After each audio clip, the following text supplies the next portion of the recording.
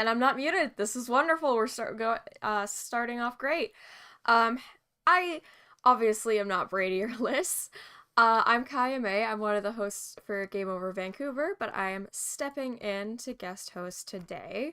The Jets, just a little rundown, just lost 3-2 to the Dallas Stars, while they're both eyeing top three spots for the NHL Central Conference or Central Division, not Central Conference, unless they reorganize something again. Then we'd have a bigger problem. We'd have a bigger topic today to discuss. But overall, yes, the Winnipeg Jets fought hard near the end, but ended up losing 3-2. David mentioned in the chat it was similar to the Oilers losing to the Sharks. Well, I feel like the Jets can feel better about this one, considering Sharks. And Edmonton's the last place team in Canada right now, so yeah, it's better to be. Are they the second place team in Canada now? They're tied with Toronto for second. So in Canada, they're third in their division, so they're a bit lower than that. But yeah, they lost 3-2. Overall, a good game from the Jets, in my opinion. From somebody, who's usually watching the Vancouver Canucks. It was refreshing to not see constant dump and chases. I understand the Canucks have been doing that less and less, but like one thing I noticed a lot with the Jets, their best chances came on like odd man rushes or just rushes in general. Like their zone entries were really clean. I'd say but yeah, let's get into the game recap. So the first period, there were no scoring. There was no scoring whatsoever. The Winnipeg Jets game, the Winnipeg Blue Bombers just started their playoff game against the BC Lions. Go Lions. But it was similar to last weekend. Here, the BC Lions had their playoff game at BC Place against Calgary, and then later in the day, the Canucks played also the Dallas Stars. The Canucks also won, but that's a different story. Winnipeg trailed Dallas before the start of the game with a single point. Now they are trailing by 3 points. Yeah, so Winnipeg just snapped a three games in a row win streak, which was their second time in the season thus far, which is actually really good. Really good considering, they've only played 14 games of the year so far, having Jets win with better D. Yeah, it wasn't a great game for, watching where the Dallas Stars were going. We'll get into that. I just want to say the Winnipeg land acknowledgement. Oh my gosh, it's so well done. Just wanted to say that. Also, the little chants in the anthems, like True North, always great. The stars and Star Spangled Banner, kind of cliche, but I get it. Yeah, Dallas has not led in the first period all season, so Jets, you continued that streak. Well done. First penalty kill was on Dylan DeMello for he was holding Mason Marchment. It was odd. He was kind of holding on, kind of not. Whatever, the refs, they get it right 50% of the time when they not even 50% of the time. I'm trying to think of something. Like how often do you think referees in the NHL get calls right? Because I have a feeling it's very, very low. But yeah, so they were really good also at clearing the puck on penalty kills, which is again something I'm not used to as a fan of Western teams. Or they're technically Western, but like the Canucks, very different from here. But yeah, the penalty kill for the Jets was pretty good for that first one.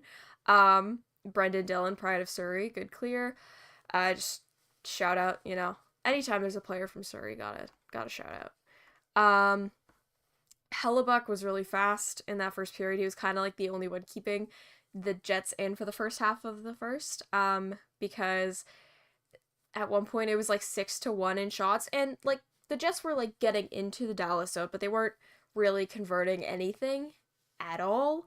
Dallas was trying very hard to get that third period lead. Um, there was a Perfetti breakaway, like a lot of like breakaway. One player goes off and um gets to the net. Yeah, Nemestikov to Perfetti, great, great chance there. Nemestikov straight over to Cole Perfetti. Perfetti almost scores, but then it goes straight up. There was a lot of rush. I would say, they take the Jets name seriously because they just turn the Jets on anytime there's like any chance, but they're in the neutral zone. If they're passing around like that, if they're passing around as a set play, the Jets weren't doing as well. Like power plays, they have barely converted on any so far this season. Oh no, that was Dallas' stat. They didn't convert on any during the game either. So, yeah. Um oh no, the Jets, that was a Jet stat. So they were like 5 for 15 in their last few games. This game, obviously 0 for 4. The Stars again have only also allowed 3 power play goals against. But that being said, it's not like they like really killed the penalty. They were just kind of like boxing out the Jets, and then the Jets would pass it to each other, and like it was weak shots. They would clear easily. So the power play was like a point of contention I noticed throughout the night. Like while the Stars may have a decent, you know, they may have a decent penalty kill, at the same time, you kind of need to generate chances at all to get goals against in the power play. Anyway, that's my opinion. Appleton, there was a good rush up the ice. Wedgwood got the shot. A weird play with Appleton, Dillon, and Lowry. But they still also got a shot away. So the Jets were starting to come back like halfway through the second. Maybe they got thrown off by the weird start. It's not a weird start. I guess it was 2 p.m. for you guys in the Jets time zone, but it's like noon here, and I'm a little confused. Not really. It's like 3 p.m. It's nice. It's nice. It's not dark. It's getting dark outside. It's not completely dark outside yet. There was a rush from Scheifele. No rebound allowed from Scott Wedgwood. But it was basically back pressure from Connor. Eventually got the puck to Mark Scheifele. And then to top off the final minutes of the first, Yanni Hakanpää gets an interference penalty on Scheifele. Yeah, it was kind of like a pick-like play. I don't want to say it was a pick-like play, but it was weird. It was a weird play. In the second period, the Jets are +4. They had better chances on breakaways than on the power play. Just throughout the game. The Jets are +4 in second periods. They're now +1 or +2 because Dallas scored 3, but the Jets also scored 1. 4 minus 3 is 1, +1 is 2. So now they're +2, so they halved that this game, which isn't great. So this is where most of the scoring happened in the second. Harley gets a goal assisted from Ryan Suter. The puck was barely kept in at the blue line to begin with, and then the Jets were scrambling. Ends up with a Harley one-timer that Hellebuyck, while being fast and being, a Vezina candidate for many years, and like one of the better goalies for many years, signing an insane deal this past summer. Like how did Chevy pull that off? I'm still wondering. Like we need tips, we need Pettersson, but he was late to reach for it. 1-0 Stars. There was a penalty against Dallas on Lundqvist for slashing Ehlers. 2-0 Stars, which was Wyatt Johnston's first shorthanded goal of the season, of his career. Actually, it was his 5th of the season. Jets failed to clear the zone and didn't get back in time. So yeah, again, just the power play just not producing really anything. The puck was literally on the blue line, and I understand you're focusing on getting it inside the blue line, but they didn't even focus on getting it in Jets possession in general. It was Wyatt Johnston's first career shorthanded goal, so that was fun. Not right after. A few minutes later, Cole Perfetti scores his 4th of the year. It was a great entry from Nemestikov that hard fought, unfortunate loss, I'd say Darth Canadian. Um, so fourth Petty? Perfetti, Cole Perfetti, fourth of the season, great entry from Nemestikov that kind of all the stars kind of gravitated towards him and got distracted. Again, one of those weird rushes where you focus on one player and another player comes up. Ehlers shoots, doesn't go in, rebound, Perfetti grabs it, and he scores. So, good job. It's 2-1. It's a 1-goal game. Then there's a penalty immediately after. Brendan Dillon, for tripping on Ben, got the stick between the legs. I need other people's opinions on it, because I feel like Ben kind of sold it a little bit. Like, I understand it's hard to skate, but, like, at the same time, you do this professionally. Just because there's a thing there does not mean you try. It's nuance. Anyway, it eventually becomes 3-1 Stars because there's confusion behind the net. Johnston passes to Duchesne, and Duchesne scores. 3-1 Stars. Good rush in from Scheifele. Pass to Connor. Wedgwood stopped. Ehlers checked in front of the net after a good Jets rush. It started with Connor and Morrissey rush in, and the Morrissey shot was stopped before then as well. Vlad Nemestikov said in an interview just after the second period, talking about how the Jets have been too cute. And I do think he had a point there, because the Jets did really come out with a bit of a fire starting the third. But I did really like how he described that, their kind of vibe going into this. There was a penalty kill to start the third. Penalty taken by Josh Morrissey for tripping on Rupe Hintz. Again, need opinions for those who watched the game on that one, because it looked like Morrissey was tripped first, and then his stick, it made him stick out his stick that tripped Hintz. But you know what? Hockey's a fast game. You can't blame refs for not understanding their own rule book. Jets need to shoot better shots on the rush, I'd said. I wrote down, because they had a 5-on-2, but then the only shot went right into the paths of Scott Wedgwood. Like, I understand, again, hockey is a fast-paced game, but you have 5 of your guys, they only have 2. At least try and get something a little more, like, don't go too adventurous with this, don't try and Michigan it. But at the same time, have somewhat of an effort. Like, I feel like I'm hating on the Jets a lot today, but it's just, it's not hate. I was actually I was really enjoying this game, this team, like, go Jets go, but at the same time, just be a little bit more inventive. And then the goalies, like, going straight for the star. I understand that the logo is starred, but that doesn't mean you need to shoot there. At one point, Nemestikov fell into the net, kind of pushed Wedgwood out to the boards. They fist bump after. Great. I love hockey. And then Brendan Dillon, Pride of Surrey. 4 goals in 4 games. 4 games ago, he had no points. He's 4 goals in 4 games. That's insane. Pride of Surrey, Brendan Dillon. He, not Pride of the Eagles though, but he did play in the PJHL for the Hope Icebreakers. Fun fact, the PJHL is also now a junior A league.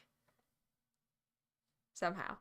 And then there's a final right after that Dillon goal, so it's 3-2. You know, the Jets are rolling. The Jets are turning on. There's fire coming out. And then it's all distinguished. Rain pours through, because immediately after there's a Rasmus Kupari penalty for hooking on Lindell. But we do get a great shorthanded chance from Nemestikov and Morgan Barron. I was basically stopped by the toe of Wedgwood's stick, but it was still a very good chance for the two of them. Shorthanded. Could have had 2 shorthanded goals in the same game from, both teams, which I'm sure has happened so far this year. I'm sure has happened in the history of the NHL hundreds of times over. But it didn't, because Scott Wedgwood stopped the puck. It was not Jake Ottinger. Because even though some fantasy apps thought, and my friend was texting me asking why she was not getting any points because the Stars were winning, and wasn't getting any points because the Stars were winning, but Ottinger she had, but it wasn't him. But yeah, overall 3-2 game. The Jets tried to push it in at the end, but No luck there. Yeah, it was overall, I don't want to say a game to forget, but it was a tight game. It was a tight game specifically from because the Central Division is actually like, I think the most close-knit in points. Yeah, the Central Division is the one that's the most close-knit in points, because at the bottom you have Nashville. Wasn't expecting that. With 10 points, they're tied with Chicago, but Chicago is one game in hand. They also have 10 points. That's expected. Minnesota's in 6th with 12. Arizona 5th, 13. St. Louis 4th with 13, with one game in hand on Arizona. And then Winnipeg and Colorado. Colorado has 2 games in hand, and they're tied with 16 points, but Winnipeg's 3rd. Avs Stars 2nd. Stars have 19 points already, so they're 9-3-1. Start the season, pretty good. The Jets are still at a point, their point percentage is .571, so that's also really good. Like, the Jets, they're not a bad team. They're in the top of the Central Division. It's just that in this fight like, it feels like every team, minus probably like Chicago and Nashville, are kind of in it, I'd say, because Arizona's been pretty decent. St. Louis is kind of creeping back up into a wild card territory, but yeah, it's the top 3 that right now are the kind of kryptonite. The Atlantic Division, good as well.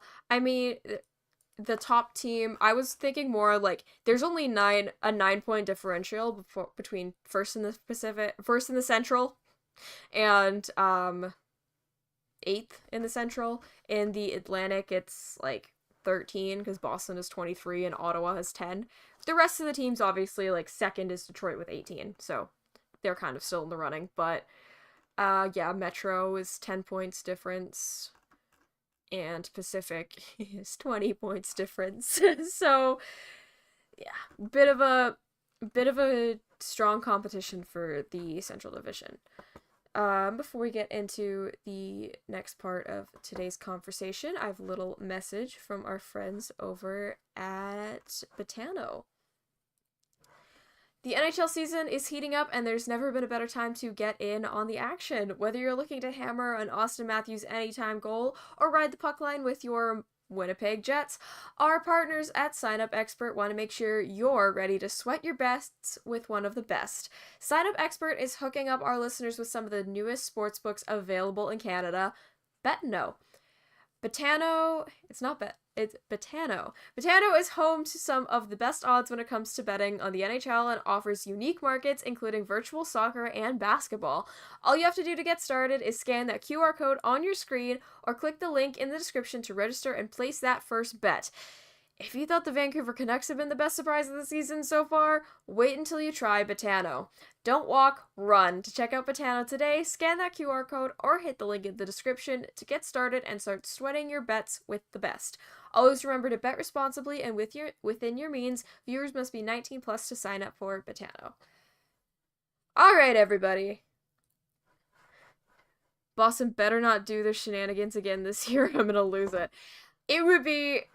Imagine if they get the President's Trophy and again lose in the first round. That's like retribution for younger me. But overall, the NHL is it's in a weird situation. The Jets have been one of the better teams, one of the underrated teams in Canada, which is weird to say, because yes, they got knocked out by, admittedly, the Stanley Cup champions in the first round last year. Yes, they don't have, the players at, Connor McDavid caliber or Austin Matthews caliber, but underratedly, they've been one of the better Western teams in Canada these last few years. Like, they're tied for second best Canadian team right now, again with the Leafs, and the Canucks are first, so it could change by the end of the end of tonight, because the Canucks and Leafs are going head to head tonight. Yeah, the Jets took a lot of penalties. Not a lot of penalties, but yeah, they took 3 in the third period. I'd say get a bit more disciplined when you get those penalties on the other team. Actually, like, execute, because the last penalty that was against Dallas was ended in it was the Lundqvist slashing on Ehlers call that was interrupted with a shorthanded goal from Wyatt Johnston. So just kind of working out a bit more to have better high danger chances and have better what's the word? Better high danger chances, better just shots in general on the set plays, I feel like would push them kind of over the edge out of, I don't know if they're in a wild card spot potentially. Are they? Or are they? Oh no, because they're third in the division, so they're automatically. Yep. I know how to math. I've been wild card chasing for the last few years, so they were a wild card team last year. That's in my defense. But I digress. Yeah, the Jets are they're heating up. 2-3 game win streaks. They're 8-4. Nope, that's the Colorado Avalanche. They're 7-5-2. So not the best start to the season, but again, over 500. It's better than a lot of other teams in the league right now. Yeah, 5-7-2 is the same record that like Minnesota has at the moment, but they're still leaps and bounds ahead of like the my apologies, the structure of the Minnesota Wild compared to the Winnipeg Jets. I'd say, because Minnesota Wild are like the second oldest team in the league. Whereas the Jets, they still have a lot of young talent. Obviously, they got a lot of good pieces from the PLD trade. Iafallo's been one of those good pieces. He's third on the team for points currently. Kyle Connor, let me refresh this because this is not updated yet. NHL website, you're amazing. God. Thank you. Bless you. Yeah, no, it's just there's dust everywhere. I took my allergy pills, I swear.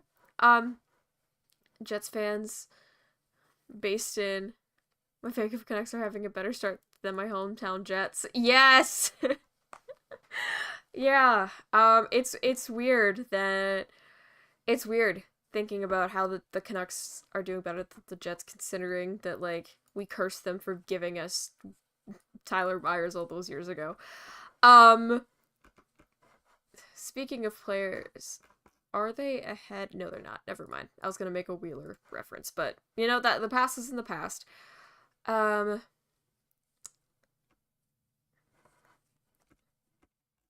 Connor did get another point tonight, so he is in first for... Oh, no, him and Scheifele are still tied for first. Okay.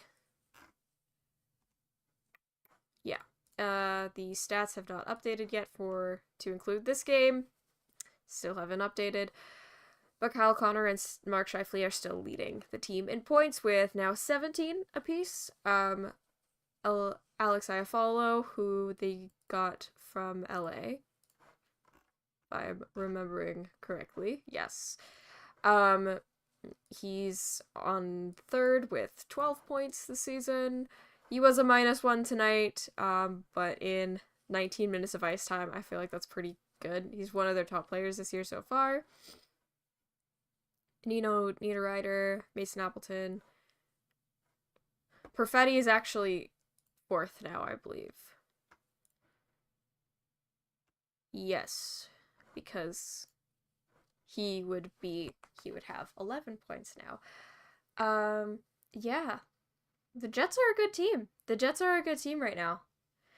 Are we still collectively mad at Pierre-Luc Dubois? I mean, if it's not working out, it's not working out. Personally, I'm not. What's the status of Velarde?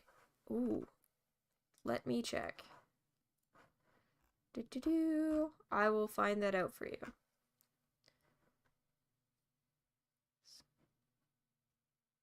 Saying that name even, yeah, I understand there's a bit of animosity. I mean, like, there's a bit of animosity considering how he left Columbus with the Laine trade. There's beef there. Why did we trade Laine for him? And then he gets here and there's the whole drama of he wants to play in Montreal. That was a running joke. I really thought they were gonna do it, but no, he gets traded to LA. I mean, apparently they have nice beaches. I don't blame them. I don't blame him, but sorry, I'm trying to find the news on Gabe Vilardi right now. Oh, sprained MCL. Yeah, he's 4 to 6 weeks. That's not a good injury. Yeah. 3 games into his Winnipeg Jets career, so he's still out. He's still probably going to be out for a while. That was on the 19th, so let me do math. 1, 2, 3, 4, 5, 6. So he's probably back December. So that's good. But in the Jets games he played so far, he's -1 with 1 point in 3 games played. Then again, he suffered an injury, so fair dues to him. I went to go look at your guys' goalies, and it gave me the league goalies. Connor Hellebuck is at a .892 for this season. Not sure how that's gonna pan out tonight. What was his save percentage for this game? 897. So it might actually go up. Connor Hellebuck again. He's been very good for the last few years, but yeah, his career save percentage, it's leaps and bounds ahead of where he is right now. So for the games played, in 11 games played now, he has a .892. In his 455 game career, he has 916. Still a ways to go, this is only the 14th game of the season for the Jets, but then again, he just signed this massive deal. This is his lowest career save percentage ever. So, that's nice. They do have Stanley Cup winner Laurent Brossoit as backup, but then again, he has an 872 in 3 games. So, not as great, but then again, save percentage isn't everything. Understand that. Because it is a higher scoring league at the moment, but yeah, not a great time. Let me find out. I was looking for another stat, but give me a second to time. Get any questions in that you have for the stream. Oilers over Flames. Jets would take Oilers over. Okay, I was like, take Oilers over Jets? Are you kidding me? Did we watch the same game? Are we watching the same team? Yes, the Oilers lost 3-2 in recent memory to another team. Yes, the Jets lost 3-2 in recent memory to another team. But the Jets losing 3-2 to the Stars, who, need I remind you, are 6th in the league right now, I feel like that's a bit better than, losing to the Sharks, who are 32nd. Yeah, 3-2. I mean, these 3-2 losses, when, Oilers over Flames, I understand. I would also take Oilers over Flames, but the Flames disagree with that. They have 5 points over the Oilers. Yeah, hockey in Canada is wild right now. It's wild. I said earlier they're tied for the second best team in Canada. Great job, Kaja. Technically they're 10th in the league and Toronto is 13th. So, W Jets, let's go. Yeah, we don't want to talk about the other Western Conference, the other best Canadian team in the league. But for second, pretty good to be tied with the Leafs. Is that good for the Leafs? Probably not, but the Leafs, nothing has been going well for them so far. Sharks, who are they? Are those Blues guys that belong in the minors? No, that's Edmonton. That's Edmonton. Those guys that belong in the minors. Yeah, Winnipeg has been very underrated these last few years. And somehow they're still really good. Like, I understand you have some worry trading a big name piece to another team and, wondering how that's going to work out for what you get back. They've done a lot of good work so far. Like, sure, LA's ahead of them, but LA also plays in the Pacific Division, so like nothing. There's not a lot of competition going on right now, in the Pacific. So cut them some slack there. Yeah, I think Winnipeg is going to be a good time this year. Edmonton is Orange Sharks. Yeah, they did have those weird Navy jerseys that like no one liked. No one liked. Yeah, Oilers are definitely leaps and bounds behind what they're expected of, whereas like teams, I feel like Winnipeg's always forgotten about in Canadian teams. Canucks fans can complain all they want about being forgotten and oh, what about Quinn Hughes for Norris? No, Jets fans are always forgotten. Jets are always forgotten. Yeah. I suspect Jake Allen is headed to Edmonton. That seems like a weird option, but like I see it, sort of. I don't know. I don't know. Is there any actual evidence for that going so far? Da da da. Yeah, I have not seen anything yet, so you know what? We'll see.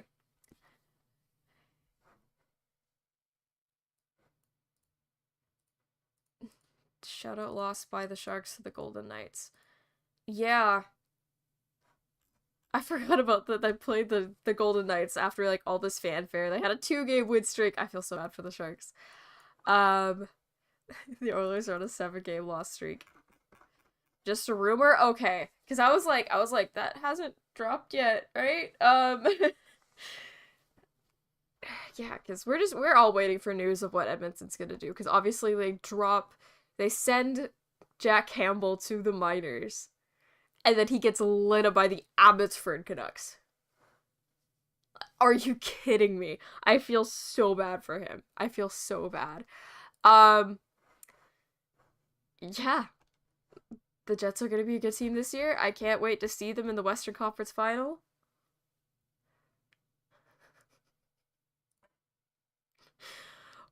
Winnipeg is the team that does the surprise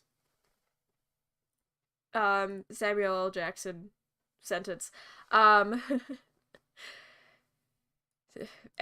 every postseason to make it. Yes! Like, you look at the teams that have made, the Canadian teams that, like, actually make the playoffs in the last few years, it's, like, Jets, Edmonton, Calgary, I guess you can write off, because they did it a couple times, and then it's Toronto, but you can also write off. So, the Jets are somehow always kind of coming out. He did not have a good game against Abbotsford. That was true. That was, yeah, that one goal where it just kind of like went past his pad. Yeah, you gotta have those shots. And again, Hellebuck had some questionable saves. Like, there was one goal that thankfully did not go in the third period, but he thought he had it. He just did the thing where goalies, like, lay down. Like, dude, you do not have it. You do not have anything. There's nothing. The puck was, like, at his ankle, and he's like, I'm gonna lay down. He's taking a nap. He's just taking a nap. Goalies are so weird. I respect Connor Hellebuck. Goalies so weird. So weird. The Jets are going to tear it up this year. See you in the Western Conference Final. Any last thoughts? Jets Nation, let's ride. The Jets Country. Jets Country. I'm sorry. Pierre-Luc. Never mind. He doesn't exist anymore. I'm sorry I desecrated your meme. Wheeler doing anything big in NYC? Not anything big and good. The Jets did get a lot of shots on goal later on in the game, though. So, yeah. Yeah. Goalie Snow Angels. It's so weird. It's so weird. Wheeler, how is he doing? Let me see.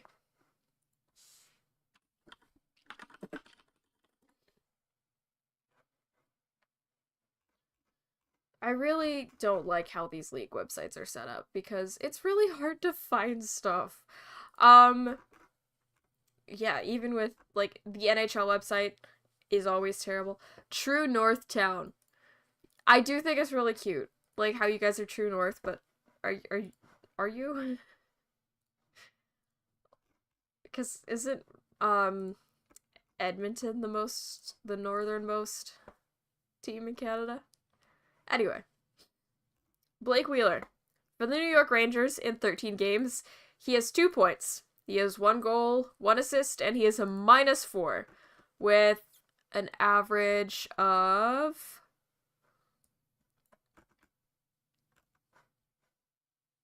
11 minutes of playing time. So not great. But hey, better than Nick Bonino, who is he's just public skating, and he has more time on ice. He has more time on ice. There may be stability, not laterally, but cold and snow-wise. Yes, true. That is true. That is very true. I think Edmonton, maybe a lot of its parking lot holds most of the snow. They have the largest parking lot in North America. Fun fact. West Edmonton Mall. Maybe stability and net for the Canucks, the Jets, and Habs. There no doubt isn't any for the Flames, Leafs, and Sens. Yeah. Yeah, like Leafs, they're starting Samsonov tonight. Good luck. I used to be a Samsonov fan, but oh, man, Sens are always confusing. Flames, sorry. Oh, and Oilers. We don't talk about them. Yeah, Jets, they're pretty solid in net. They have Laurent Brossoit as their backup. Also, Pride of Surrey. I think I may have just said the wrong guy. Laurent Brossoit. Pride of Surrey. He's from Port Alberni.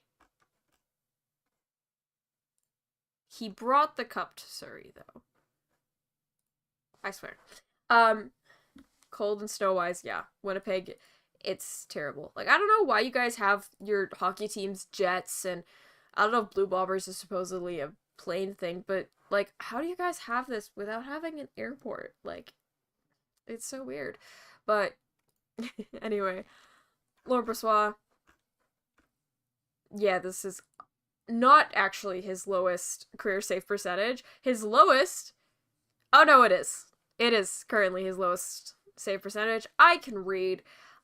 His other lowest save percentages come from his time with the Oilers, funnily enough, in only a few games in the 2015-16 and 2017-18. You have an airport? I know! Like, I like, do you? Because, like, I'm really confused. Like, Winnipeg is famous for not being real at all or having a real airport. I'm so sorry. I said I would commit to this bit. It's not going well. Yeah, Laurent Brossoit in 11 games last year for the Knights, he had 7 wins, 0 losses, 3 OT losses, for a .927 save percentage. So, again, Golden Knights, they won the cup last year. They beat the Jets in the playoffs. Winnipeg Richardson International Airport, that's not real. That's not real. Nah, it's not real. It's not real. They may have a better defensive capabilities. The Jets still do have a lot of defensive, they also are very defensively capable. They just need a bit more of support from their players, just not basically giving up.